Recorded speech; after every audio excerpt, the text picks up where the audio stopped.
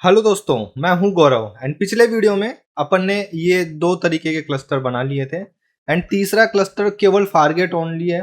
उसको मैं इसलिए नहीं बना रहा क्योंकि इन दोनों के अंदर फारगेट कैपेसिटी प्रोवाइडर अपने को मिला ही है। करेक्ट, आप देखो फारगेट ओनली में क्या है, केवल और केवल यहाँ पे भी फारगेट है और इसमें भी फारगेट है। तो मैं इसको नहीं बना रहा हूँ, बाद में दिखा देंगे क्या होता है कैसे होता है एंड ये सबसे इंपॉर्टेंट चीज है जो मेरे को दिखानी है। बट अभी के केस में क्या करते हैं, अपन ने दो क्लस्टर बनाए हैं एंड इन दोनों क्लस्टर्स के ऊपर अपन को अब कुछ तो भी इंस्टेंस रन करना है, कुछ तो भी कंटेनर्स रन करने हैं। अब वो कंटेनर्स रन कैसे करेंगे ये चीज अपन को यहाँ देखनी है। तो अपन क्या करते हैं, यहाँ पे चलते हैं टास्क डेफिनेशन में। टास्क डेफिनेशन क्या होता है? टास्क डेफिनेशन जो है, आप मान लीजिए कि ये ब्लूप्रिंट होता है। ये ब्लूप्रिंट रहेगा आपके टास्क का, आपके सर्विस का, कि जब भी कोई भी कंटेनर चलेगा तो वो कंटेनर किस इमेज का होगा, कौन सा पोर्ट ओपन होगा, वो सारा का सारा यहाँ पे अपन डिफाइन करने वाले हैं। उससे पहले मैं चलता हूँ hub.docker.com पे।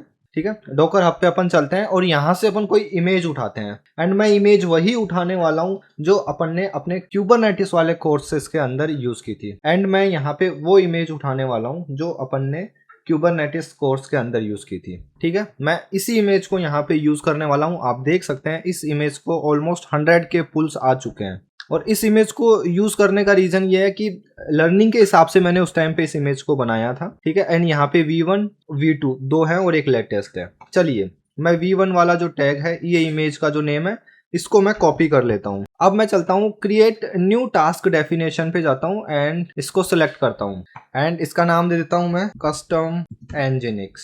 अब इंटरेस्टिंग चीज आप यहाँ पे जो देखने की है, और ये चीज बहुत ध्यान से समझ लेना यहीं पे, क्योंकि ये आपको सबसे ज्यादा कंफ्यूज करेगी इस ECS के पूरे ट्यूटोरियल्स में। यहाँ पे आप देखिए, जैसे ही आप AWS फारगेट सेलेक्ट कर लेते हैं तो आपको यहाँ पे नेटवर्क मोड सेलेक्ट करने का ऑप्शन भी नहीं आता। इतना क्लियर हुआ? एंड जब आप, ठीक है, एंड जब आप AWS फारगेट सेलेक्ट करते हैं तो आप यहाँ पे डिफाइन करते हैं कि जब ये कंटेनर रन होगा तो उसको मिनिमम उसको कितना CPU चाहिए और कितना मेमोरी चाहिए। उस हिसाब से क्या होगा कि AWS जब आपका कंटेनर रन करेगा तो उसको मेक श्योर कि वहां पे इतना इंफ्रा रहे। ठीक है, यहाँ पे आप टास्क रोल दे सकते हो, टास्क रोल यहाँ पे आप डिफाइन कर सकते हो। ठीक है, और यहाँ पे एग्जीक्यूशन रोल्स आप डाल सकते हो। उसके बाद में यहाँ पे आपको डालना रहेगा आपके कंटेनर्स का इमेज और यहाँ पे आप पोर्ट मैपिंग कर सकते हो। इतना समझ में आया? अब इसको हटा देता हूँ, AWS फारगेट को हटाया एंड यहाँ पे मैं मैनेज इंस्टेंस सेलेक्ट कर रहा हूँ। अब आप देखना आप चेंज हो गया। जैसे ही मैंने यहाँ पे सिलेक्ट किया तो आप देखिए यहाँ पे मोड आपका क्या आ चुका है, आपका AWS VPC आ चुका है और होस्ट भी आ चुका है। ये होस्ट आया है मतलब क्या कि आपका जो EC2 इंस्टेंस बना है उसके IP एड्रेस पे ही आप आपका जो कंटेनर है उसको एक्सेस कर सकते हो, अगर उसके अंदर वो पोर्ट ओपन है तो। एंड जब AWS EC2 इंस्टेंसेस आप लेते हो, क्योंकि अब ये जो EC2 इंस्टेंस है ना, ये आपके खुद के अकाउंट के अंदर है। अभी आप देखिए, अब आपको ऑप्शंस और ज्यादा अवेलेबल हो जाएंगे। यहाँ पे आप देखिए host network, bridge network, none network and default, ये सारा का सारा आपको ऑप्शंस मिल जाएगा। अब अगर आपको नहीं समझ में आ रहा कि ये नेटवर्क टाइप क्या होते हैं तो आप मेरा ये वाला वीडियो विजिट कर सकते हैं। इतना क्लियर हुआ? चलिए, मैं यहाँ पे सेलेक्ट कर लेता हूँ केवल और केवल EC2 इंस्टेंस सेलेक्ट कर लेता हूँ एंड यहाँ पे जो मैं नेटवर्क टाइप है वो मैं जैसे ही यहाँ पे ब्रिज दूंगा तो आप देखिए यहाँ पे होस्ट पोर्ट आ चुका है। ठीक है, और कंटेनर पोर्ट आ चुका है। और जैसे ही मैं यहाँ पे होस्ट दूंगा तो अब आप यहाँ पे देखिए केवल और केवल कंटेनर पोर्ट आ रहा है। अब मैं क्या करता हूँ, अपन अपना जो सेल्फ मैनेज EC2 इंस्टेंस था उस पे अपन अपना कंटेनर क्रिएट करते हैं और उसको एक्सेस करने का ट्राई करते हैं। तो मैंने यहाँ पे नेटवर्क मोड जो है वो मैंने ब्रिज ले लिया है। तो डॉकर में जो पोर्ट फॉरवर्डिंग होती है वो यहाँ पे इनेबल हो जाएगी। एंड ये जो मेमोरी है और जो CPU है, मैं दोनों के दोनों बहुत कम लेता हूँ, 0.5 एंड यहाँ पे भी मैं ले लेता हूँ 0.5। उसके बाद में सब कुछ डिफॉल्ट छोड़ता हूँ एंड यहाँ पे आता है कि यहाँ पे आपका जो एप्लीकेशन है उसकी इमेज, ये अपना इमेज है, उप्स सॉरी, यहाँ पे। एंड इसको मैं नाम देता हूँ माय प्रोफाइल। बढ़िया। होस्ट पोर्ट ये क्या बताएगा कि अगर EC2 इंस्टेंस के होस्ट पे 5000 पोर्ट पे अगर कुछ भी आता है तो उसको कंटेनर के पोर्ट 80 पे ट्रांसफर कर दिया जाए। बस इतना सा लॉजिक है। नाम दे सकते हो आप HTTP या जो भी आपको देना है। एंड इसको देने के बाद में यहाँ पे आप दे सकते हो रिसोर्स अलोकेशंस एंड लिमिट। ठीक है, बेसिकली लिमिट किस चीज के लिए यूज किए जाते हैं? फॉर एग्जांपल आपका क्लस्टर है, क्लस्टर के अंदर 5-6 कंटेनर चल रहे हैं, ठीक है, और क्लस्टर की साइज है 16 जीबी।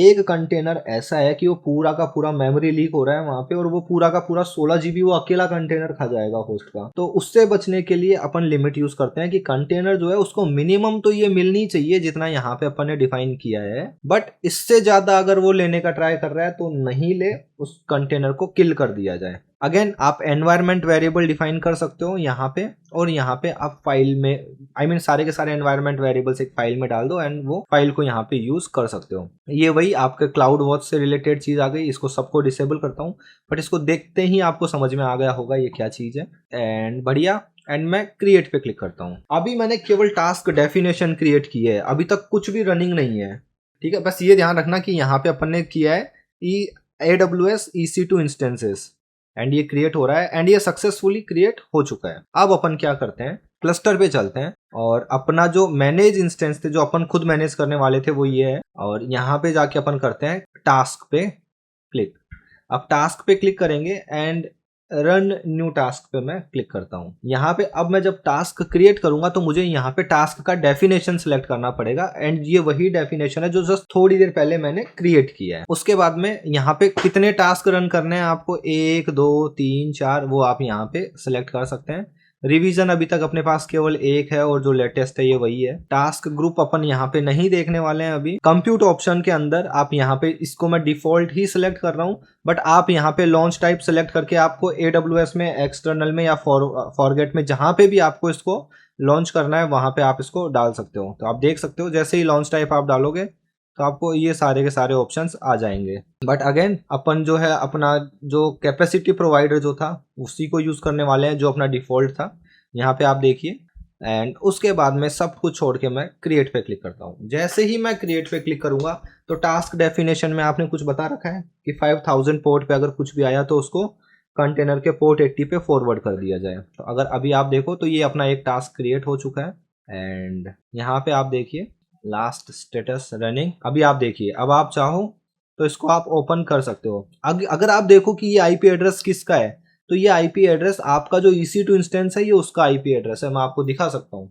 इसको एक न्यू टैब में ओपन किया, इंस्टेंसेस, एंड ये देखिए यहाँ पे अभी आप जो आईपी एड्रेस देखेंगे 222.205, ये जो आईपी एड्रेस है ये आईपी एड्रेस यही है। चलिए जब मैं इसको ओपन पे क्लिक करूंगा तो अब आप देखिए यहाँ से मैं कुछ भी एक्सेस नहीं कर पाऊंगा। ओके, मैं ये आईपी एड्रेस कॉपी कर लेता हूँ डायरेक्टली, ठीक है। अभी आप देखिए यहाँ पे कुछ भी नहीं हो रहा है क्योंकि अपन ने क्या बोला था कि इस मशीन के पोर्ट 5000 पे अगर कुछ भी आएगा तो उसको कंटेनर के पोर्ट 80 पे भेजा जाए। एंड बढ़िया, देख सकते हो आप, राइट। एंड अब यहाँ पे आप क्लिक कर सकते हो, ये सारे के सारे मेरे प्रोफाइल्स हैं जो आप विजिट कर सकते हो। लाइक आप मेरे से लिंक्डइन पे कनेक्ट कर सकते हो, आप मेरे से कनेक्ट कर सकते हो फेसबुक पे, आप मेरे से कनेक्ट कर सकते हो यूट्यूब पे एंड टेलीग्राम पे। बढ़िया, चलिए तो ये सिंपल सी चीज़ थी जो मैंने आपको बताया कि कैसे आप एक टास्क बना सकते हो आपके एक ECS क्लस्टर के ऊपर। अब यार एक चीज़ है और मैं उस कॉन्सेप्ट को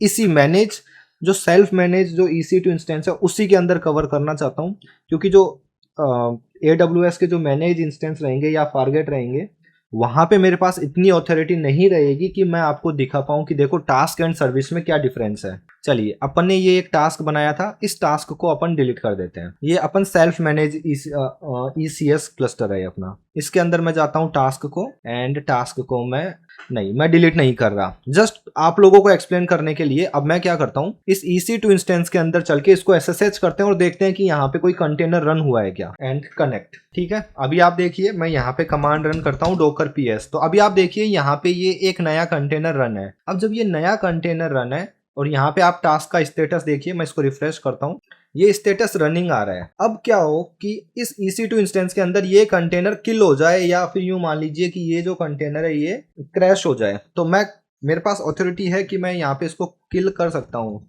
docker कंटेनर किल 79f। अब आप देखिए docker ps, ये जो टास्क था ये किल हो चुका है। अब जैसे ही ये टास्क किल हुआ है यहाँ पे आप देखिए कि यहाँ पे आपको स्टेटस क्या दिखेगा, रेड दिखना स्टार्ट हो चुका। ठीक है, इतना समझ में आ रहा है कि क्या हुआ है कि भाई टास्क था और अगर टास्क का कंटेनर क्रैश हो गया या किल हो गया तो ये पूरा का पूरा काम रुक गया है। अब अपन सर्विस पे चलते हैं और इस सर्विस को क्रिएट करते हैं।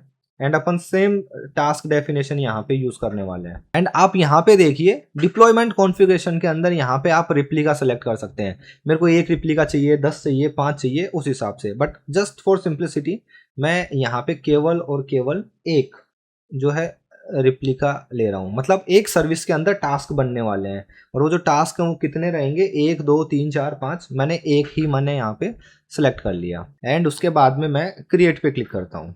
अब जैसे ही मैं क्रिएट पे क्लिक करूंगा तो अभी आप देखिए यहाँ पे एक सर्विस बन जाएगी और एक नया टास्क भी क्रिएट होगा। इसको रिफ्रेश करता हूँ तो आप देखिए यहाँ पे ये एक सर्विस बन गई है और अगर आप टास्क के अंदर आओगे तो अब एक नया टास्क क्रिएट हो गया होगा। ओके, सर्विस के अंदर मैं इस सर्विस पे क्लिक करता हूँ एंड इस सर्विस के अंदर टास्क पे जाता हूँ एंड यहाँ पे आप देखिए यहाँ पे ये एक जो कंटेनर है ये रनिंग स्टेट में आ जाएगा। वेट करते हैं इसको रनिंग स्टेट में आने का। ठीक है, अभी आप देख सकते हैं एक टास्क जो है वो रनिंग स्टेट में आ चुका है और अपन ने जो पहले जो ये डाला था और इसको अगर मैं बार बार रिफ्रेश करूं तो अभी देखो सर्विस जो है वो रिप्लाई करना उसने स्टार्ट कर दिया है। यहाँ से रिप्लाई आ रहा है। अब मैं वापस कंटेनर पे चलता हूँ और इस टास्क को इसको बंद करता हूँ, डॉकर पीएस। एंड अभी आप देखिए अगर अब मैं इसको किल कर दूंगा तो बेसिकली हुआ क्या, जब आपने सर्विस बनाई तो बिहाइंड द सीन डॉकर पे एक कंटेनर रन हो चुका है। अब मैं करता हूँ अगेन डॉकर कंटेनर किल 177। अब क्या होगा, जैसे ही ये हुआ एंड अगर मैं वापस डॉकर पीएस कमांड चलाऊं तो आप देखिए डॉकर पीएस, मैं बार बार इस कमांड को चला रहा हूँ डॉकर पीएस, फिर एंटर मारता हूँ डॉकर पीएस। ये देखो वापस अपने आप क्रिएट हो गया जस्ट 1 सेकंड पहले। ठीक है, तो सर्विस क्या करती है, अगर आपका टास्क जो है वो क्रैश हो गया, कंटेनर क्रैश हो गया, तो जितने डिजायर नंबर ऑफ रिप्लिका थे उतने हमेशा और हमेशा अप एंड रनिंग रहेंगे। ये सर्विस की रेस्पॉन्सिबिलिटी होती है। और मैंने इसको आपको मैनेज इंस्टेंस में इसलिए बताया क्योंकि मैनेज इंस्टेंस को मैं एसएसएच कर पाता हूँ एंड मैं आपको यहाँ पे दिखा पाता हूँ कि देखिए बिहाइंड द सीन क्या हो रहा है। ठीक है, अब जब मैनेज इंस्टेंस के केस में मैं आपको केवल क्रिएट करके दिखा दूंगा, देखिए टास्क क्रिएट हो गया, सर्विस क्रिएट हो गई, बट मेरे पास वहां पे इतनी ऑथोरिटी नहीं होगी कि मैं आपको वहां पे कंटेनर किल करके दिखाऊं। ठीक है दोस्तों, तो इस वीडियो में अपन ने समझा कि आप टास्क डेफिनेशन कैसे बना सकते हो, टास्क कैसे बना सकते हो एंड साथ ही साथ एक सर्विस कैसे बना सकते हो।